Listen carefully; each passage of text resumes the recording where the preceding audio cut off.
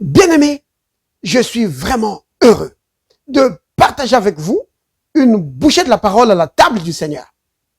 Alors, le titre de notre bouchée aujourd'hui, c'est « Domine sur les cinq sens ». Oui, domine sur les cinq sens. Alléluia. Béni soit le nom du Seigneur. Bienvenue à la table du Seigneur. Yeah! Alors, nous allons prendre notre premier passage dans le livre de la Genèse. Genèse chapitre 27 au verset 21. Voici ce que disent les Écritures. Isaac dit à Jacob, « Approche donc et que je te touche, mon fils, pour savoir si tu es mon fils Ésaü ou non. » Jacob s'approcha d'Isaac, son père qui le toucha, et dit, « La voix, c'est la voix de Jacob, mais les mains sont les mains d'Ésaü. » Bien-aimé, qu'est-ce qui se passe ici? Isaac, la Bible dit au verset 1er, donc de Genèse 27, verset 1er, la Bible dit que Isaac devenait vieux et ses yeux s'étaient affaiblis au point qu'il ne voyait plus. Vous voyez? Donc, il ne voyait plus de ses yeux. Il était devenu aveugle. En tout cas, sa vision avait été complètement diminuée. Alors, quand il devait bénir son fils aîné, il a demandé à Ésaü d'aller lui chercher du gibier. Après, il allait le bénir. Et Jacob est venu pour tromper son père. Il a dit, mais mon père, me voici. Le papa entend la voix. Il dit, mais approche-toi pour que je te touche. Il a touché Jacob. Il a senti, parce que Jacob s'était arrangé pour être velu ici. Il avait mis les choses. Le papa touche, il dit, mais c'est vraiment, ça ressemble vraiment au poil de mon fils Ésaü. Mais la voix, c'est la voix de Jacob. Il aurait dû s'arrêter là. Mais comme il touchait, ça semblait tellement convaincant. Il dit, mais ça c'est Ésaü. Ésaü est venu comme ça. Ça c'est vraiment lui. Mais la voix c'est comme Jacob. Et il s'est fié à ce qu'il sentait, qu'il pouvait sentir dans ses mains. Il s'est fié à ça. Et il a béni Jacob, alors qu'il devait bénir Ésaü. Vous voyez? Donc, ce jour-là, Isaac a été trompé. Pourquoi? Parce que Isaac s'est fié aux sensations qu'il pouvait avoir. Vous voyez? Donc, j'ai pris cette écriture pour montrer que quand tu t'appuies sur tes cinq sens, sur ce que tu peux avoir comme sensation, on peut te tromper. Et l'ennemi, une de ses tactiques, c'est ça qu'il utilise. Passer par les cinq sens pour tromper le croyant, pour le dribbler, pour le rouler dans la farine. C'est pourquoi j'ai dit, domine sur les cinq sens. Comment tu dois faire? Et tu dois t'appuyer sur la parole. Si tu ne t'appuies pas sur la parole, alors l'ennemi chaque fois va te tromper. Comme Isaac a été trompé par son propre fils. Il va te tromper. Par les cinq sens, il va te tromper. Appuie-toi sur la parole. Parce que c'est le seul fondement solide pour la foi. La foi s'appuie sur la parole, pas sur les cinq sens, pas sur ce que tu peux ressentir. Domine sur les cinq sens. Alors tu vas triompher. Alléluia. Dans Matthieu, chapitre 14, nous voyons le Christ marchant sur les eaux et allant vers les disciples. Les disciples, alors qu'ils étaient dans la tourmente, parce que leur bateau menaçait de chavirer à cause des vents, des vagues. Et ils voient quelqu'un marcher sur les eaux. Ils ont dit, c'est pas possible.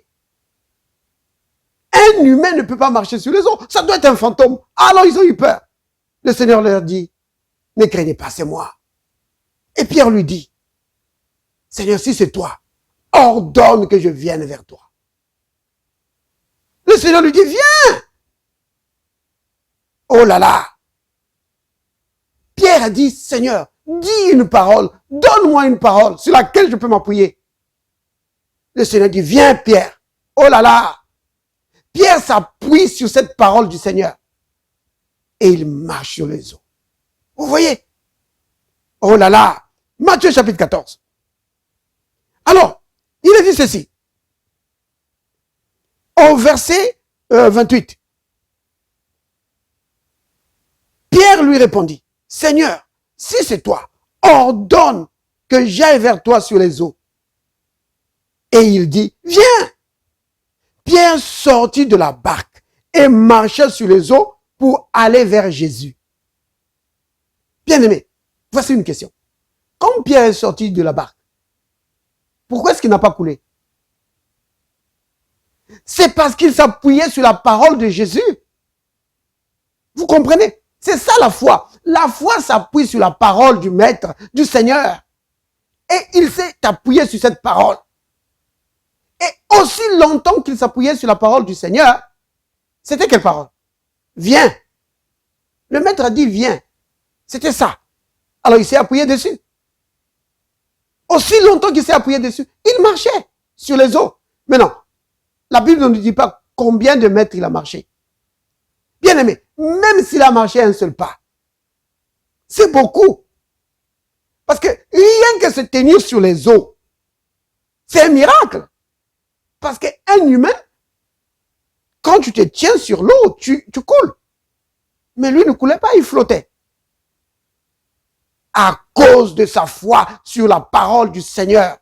Oh, bien-aimé, quand les problèmes arrivent, comme un océan, si tu t'appuies sur la parole du Seigneur, tu vas être dessus. Oui, tu vas marcher dessus, comme le Christ a marché sur les eaux. Oui, tu vas marcher dessus. Et Pierre était en train de marcher sur les problèmes, parce que avant, souvenez-vous, si vous lisez le texte, avant, ils avaient peur de la mer.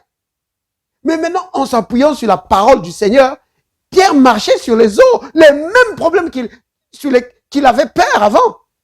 Les mêmes problèmes qui lui faisaient peur. Il pouvait marcher dessus en s'appuyant sur la parole du Seigneur.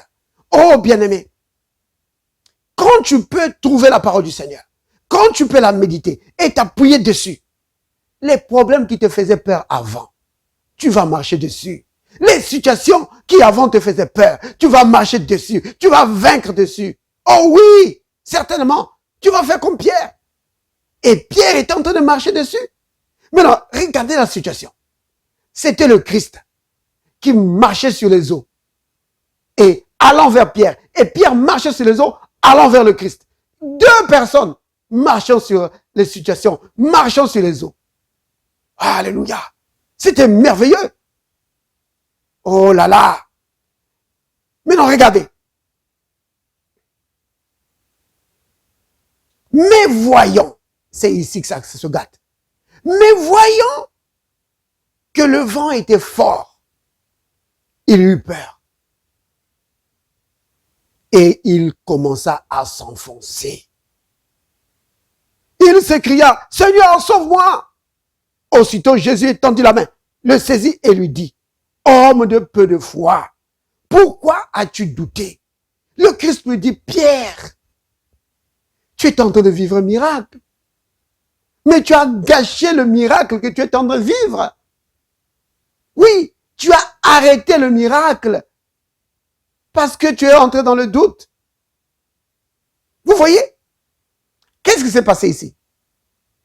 Si nous lisons bien les Écritures disent que voyant que le vent était fort, la première chose qui s'est passée, c'est quoi? Il a eu peur. Donc, c'est quoi? Il a vu. Maintenant, ici, quand on dit voyant, il ne s'agit pas seulement des yeux. Le mot voyant ici, ça veut dire constater. Il a constaté. Et comment il a constaté? Par ses yeux, par ses oreilles et par son corps. Par son corps, il pouvait sentir le vent souffler. Par ses yeux, il pouvait voir.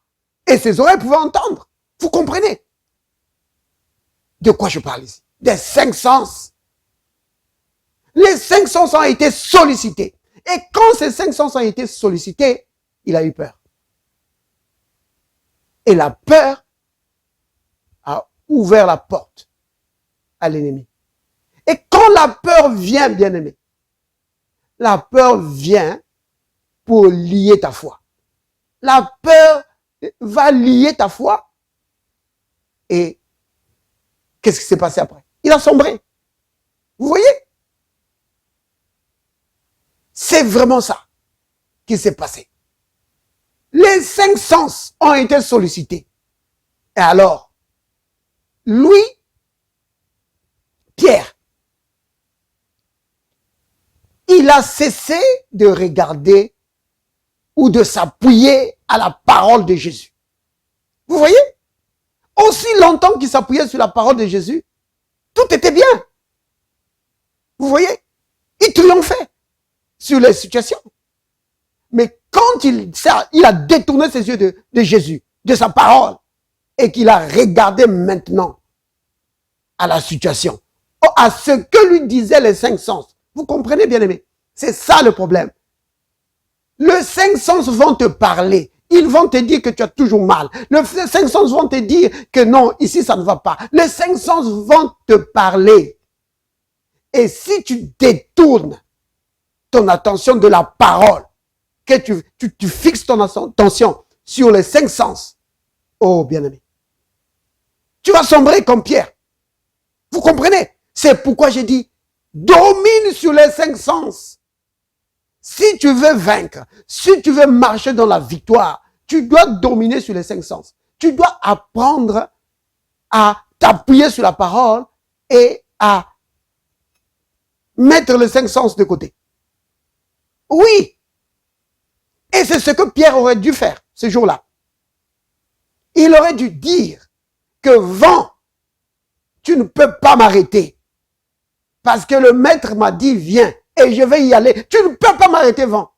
Oui, il aurait dû parler au vent comme on parle à un homme. Peu importe la situation que tu affrontes, bien-aimé. Parle à la situation comme on parle à un homme. Que toi, situation, tu ne peux pas m'arrêter. La parole de Dieu dit ceci. Si c'est la maladie, par exemple, tu dis, maladie, tu ne peux pas m'arrêter. La parole de Dieu dit, par le métoussé de Jésus, j'ai été guéri. Au nom de Jésus, tu dégages. Oui, je brise ton pouvoir de mon corps. Tu quittes. Vous comprenez, bien-aimé? C'est comme ça que tu dois dominer sur les 5 sens. Tu dois parler à la situation. Tu dois parler à ton corps. Si tu es le pied, tu dis, pied, au nom de Jésus, tu es guéri, tu es en bonne santé. Oui, c'est comme ça. C'est vraiment un capital, bien-aimé. Dominer sur les 5 sens. Alléluia. Béni soit le nom du Seigneur. Vous voyez ici, le Seigneur, il aime voir son peuple triompher comme lui. Quand le Seigneur voyait Pierre marcher sur les eaux, le Seigneur était rempli de joie. Il dit, oh, Pierre fait exactement comme moi.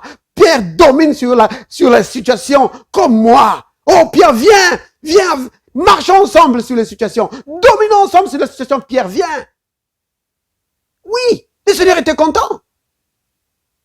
À tel point que quand Pierre a commencé à douter et qu'il a commencé à plonger, le Seigneur l'a saisi. Il a dit, Pierre, pourquoi as-tu douté? Pourquoi? Tu allais dominer sur la situation comme moi. Tu allais triompher comme moi. Bien-aimé, c'est cela. Le Seigneur veut nous voir triompher dans toutes les situations de la vie. Oh, c'est pourquoi il nous a donné sa parole. Apprenons à nous appuyer sur la parole et à dominer les 5 sens.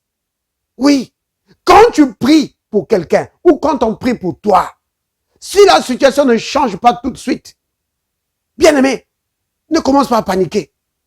Oh, il n'y a pas longtemps, il y a quelques minutes.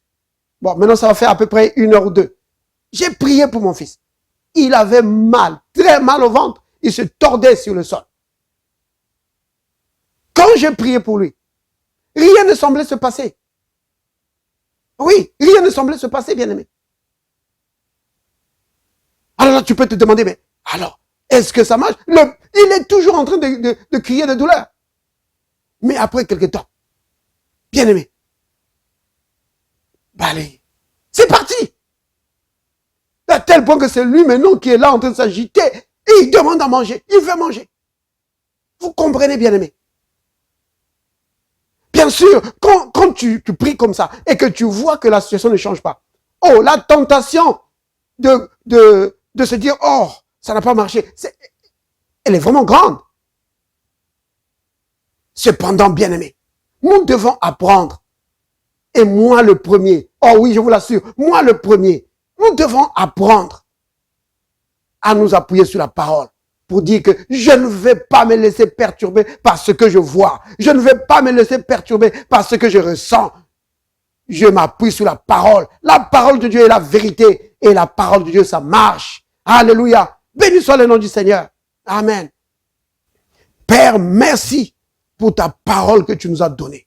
Oui, Père, merci pour la parole que tu nous as donnée afin que nous puissions appuyer notre foi dessus. Merci pour le Saint-Esprit qui nous explique la parole, qui nous révèle la parole, qui nous donne une compréhension profonde de la parole afin de fortifier notre foi pour que nous puissions marcher de victoire en victoire, peu importe les situations. Oui, parce que c'est cela ta volonté en ce qui nous concerne. Oh Père, béni sois-tu au nom de Jésus. Amen.